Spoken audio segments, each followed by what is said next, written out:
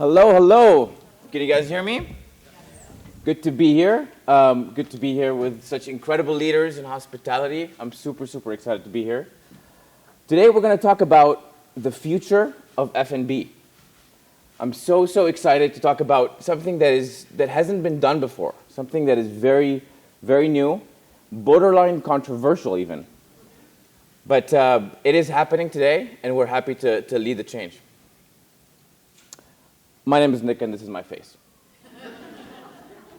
But first, let's talk about a bit of my why, a bit of my story. So I co-founded Second Kitchen with Arik and John about in 2018.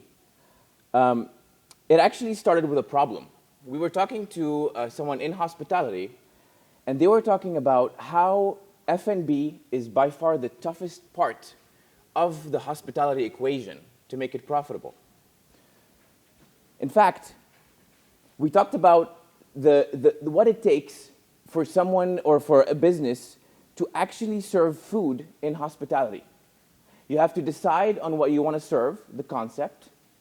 You have to hire the staff, dedicate square footage for kitchen, purchase equipment, licensing, and all of that so that you can offer the food experience to your guest at a hotel, at a bar, at a venue. And all of that for a negative 2% margin on the food part. We're not talking about beverage, we're not talking about event rentals, we're talking about just the food is a negative 2% margin. That was crazy. When we heard about that, we're like, something needs to be done in this space. So we started Second Kitchen, and we thought, what if we created a new model, a radical new model, where a business can decide, I want to start to serve food, and then link up with a nearby food provider. It could be a restaurant, it could be a ghost kitchen, and then you can start serving food. And you can do that at 10% profit. Here's what I could find. Tap an item for Exactly. additional See, info. this robot is exactly right. So we did. So that's the model that we wanted to put out there. So we created Second Kitchen, and here's how it works. A business wants to serve food, so we would link it to a restaurant across the street, and create a curated menu for that business, and it's completely white labeled, meaning that the menus will have the logo of the business. The menus are even named and created exclusively for that business. And we would use technology to create an integrated experience. So it's integrated into the POS of that business. The staff is trained on it. There's printed menus on your table. And guests can place an order. They can order a beer and a burger. The beer will be fulfilled by the bar.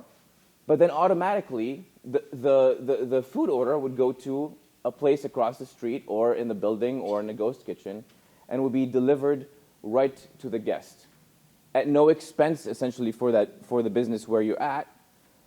And the business shares a revenue from every single food order. That was the concept. And because we're a tech company, we created a full F&B platform that allows that business to decide on which menu items they wanted, add their staff, look at every single guest interaction, the rating, integrate with every aspect of the experience, whether it's in-room billing if you're a hotel or a folio if you're a bar. And that way we kind of solve the biggest F&B problem in the space. Now, what if we did a little bit more than that? What if we took that restaurant and connected it to every building, every office, every hospital, every senior care center, every hotel, every airport, and all of these businesses can click a button and access that inventory of that restaurant and build their own food menu. That way we've taken a process that used to take months, a year even, and hundreds of thousands of dollars into a few clicks and essentially a free service that'll make businesses money. So in 2018, when we founded Second Kitchen, we've grown the company close to 800% year over year for the last 4 years. We've raised 3 rounds of venture capital. We've grown to 18 cities, a few hundred businesses.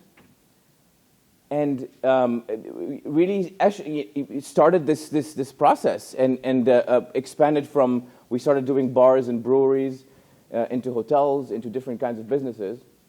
And we stumbled onto REEF. REEF was actually a supplier where they were doing ghost kitchens. It's a fairly novel concept. And they can be a supplier for a lot of our businesses. So we started the conversation with them. Now, show of hands, who knows what REEF Technology is? It's not the flip-flop company. Everyone thinks it is. Awesome. All right, good. Yeah, so not many people. Interestingly, REEF is a SoftBank-funded company, raised $1.5 billion, and is actually the largest ghost kitchen operator in North America, Europe, and the Middle East. I had no idea who REEF was when we first talked to them, and then we understood the vision. So let me tell you more about REEF. A very cool, punny objective there, more than a lot, and actually there's a reason for that. REEF is a parking company. That's how it started. Can you imagine the board meeting at a hot tech company, going to your board members and saying, hey guys, we may be acquired by a parking company. That went just as you think it would go. But interesting, it's not just a parking company. REEF realized that they are, I guess we are, within 5 miles away from 85% of the US population. And these are all parking lots. These are all proximity hubs. They're next to the customer, and today they're being used to park cars that are essentially empty. So what could we do with these lots? How can we use proximity to our advantage? It's the ultimate competitive advantage to be right there next to your customer. So this is what the vision of REEF is. Let's take these parking lots and install a ghost kitchen, and install a healthcare application, install retail, and do all these partnerships where we can connect the customer with these brands right there next to the customer. So this is what a healthcare application looks like. During a lot of the heavy COVID testing, a lot of these parking lots were transformed to COVID testing sites. This is what you can have them as greenhouse applications. You can have them as autonomous delivery centers. REEF has a partnership, for example, with autonomous robots that can deliver the food from those parking lots into nearby applications. Even have this thing, which I haven't seen happen, but it looks cool. It's this drones from the rooftops of parking lots for both transportation and for delivery. The applications are literally unlimited. But most importantly, and what's important for, I guess, Second Kitchen and the partnership with REEF, is the ghost kitchen component. So REEF actually has over 1,800 ghost kitchen locations. And they all look like that. And they partnerships with Wendy's, with Popeyes, with TGI Fridays, with several other brands to expand their reach. And that's what they look like in their parking lots. This is the example of what it looks like if it's branded with our current partners. So in addition to that, there's celebrity concepts. So Another Wing by DJ Khaled, for example, is a house-grown brand. We have global partnerships with celebrity brands like the Mr. Beast Burger, which is the most successful celebrity brand launch in the history, actually, of food delivery. So what does that mean for REEF, and particularly hospitality? So once we joined REEF as Second Kitchen, I now lead the REEF hospitality segment within REEF. And how are we partnering with hotels today? So we have 3 models where we work with hotels. And it all depends on what the situation at the hotel is. So the first one, the hotel has a kitchen, but it's too expensive to operate. We've seen that so many times. Hotels are losing money on kitchens, and they're looking for ways to make it more profitable. So for that, REEF has our operate model, where REEF will actually go into that hotel,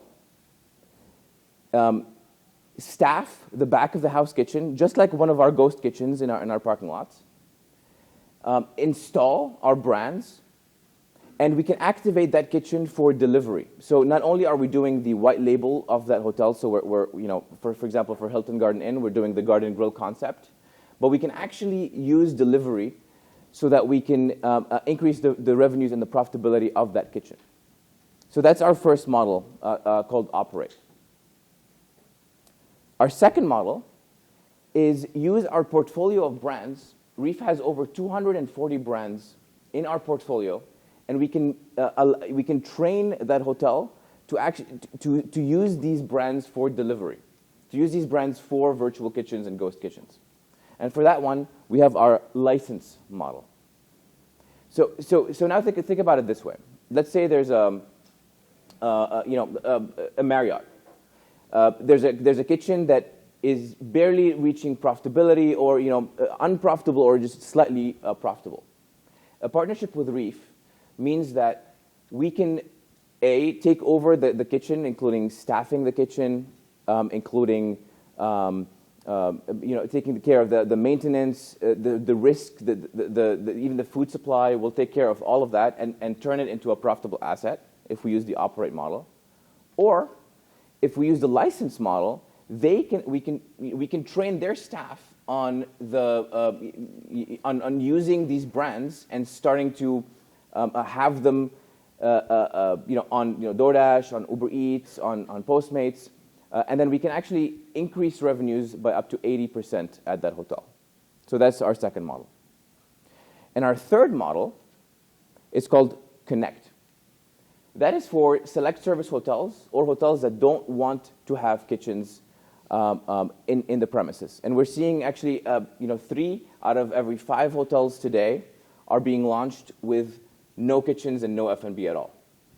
So what we can do is, now that we have hundreds and hundreds of kitchens globally, we can connect them with these hotels and become essentially the F&B function. That includes room service, that includes on-premise service, poolside service, conferences, and that way for the hotel, F&B no longer is an equation and a cost center. It now becomes a profit center. Interestingly, I think we are in a couple of Selenas in the U.S. So that's a quick example of what that looks like, where we can help bring in that experience, bring in all these brands, and make that available to the hotels.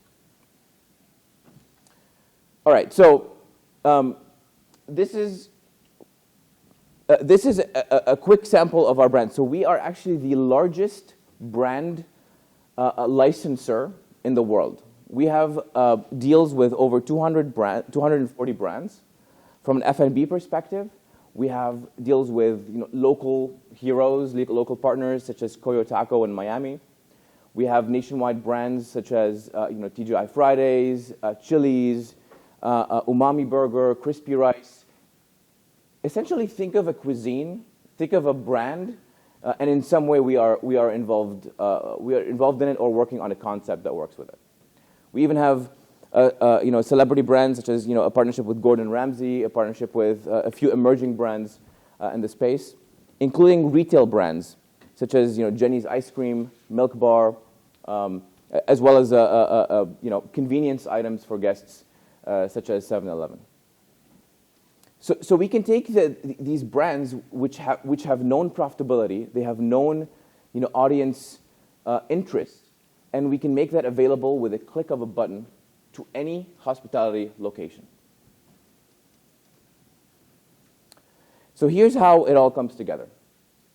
We believe in the power of the neighborhood, the power of proximity. Proximity is our why.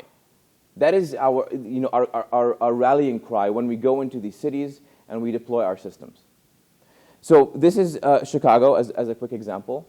We can use those three models I mentioned, operate, license, and connect, so that we can work, for example, with one hotel in the River North neighborhood and install, take over the kitchen, install our brands, and then we can have partnerships with nearby hotels, bars, breweries, venues, buildings, and service them from that hotel. We have a closed network. We have our own delivery folks. We have a fully branded experience. And using that, we can actually create a profitable experience on both ends. The hotel or the venue that is essentially supplying the kitchen has a profitable revenue share. And then the nearby businesses that never had a kitchen, it's all incremental revenue for them. And then they can now access that supply in that neighborhood. So we're doing this in Chicago. And we're doing it today in 30 cities, soon to be 100 cities, not just in the US, but also in Europe, London, Paris, Germany. We're doing this in Dubai. We're doing this in Malaysia. We're doing this in Thailand. And we're working with nationwide brands, short-term rental companies, hoteliers. We're working with airports. Next trip to Raleigh, Durham Airport, for example, you'll find our REEF suite of brands. And we're making this model available to any business that is interested in essentially expanding their F&B and making it profitable. It's especially relevant today where, we never know when the next COVID, surge may disrupt things. We just don't know anymore. We can't plan for these things. And this is a model that we can make available to any business so that they can, with a click of a button, bring in F&B into the equation. So now, our mission is a bit different than when we started Second Kitchen. Now we're creating these REEF supply centers using brands that are known and loved by customers. And now we can connect these brands to any building, hospital, campus, hotel, bar. And that's a rallying cry. This is not a hypothetical scenario. I said it's controversial because the ghost kitchen space is a new emerging space. Everyone has some opinion on it. But the future is actually happening now. We're leading this change, and we're very excited to partner with hospitality partners, to hear your thoughts, and to really expand together and make this into the new reality. Thank you.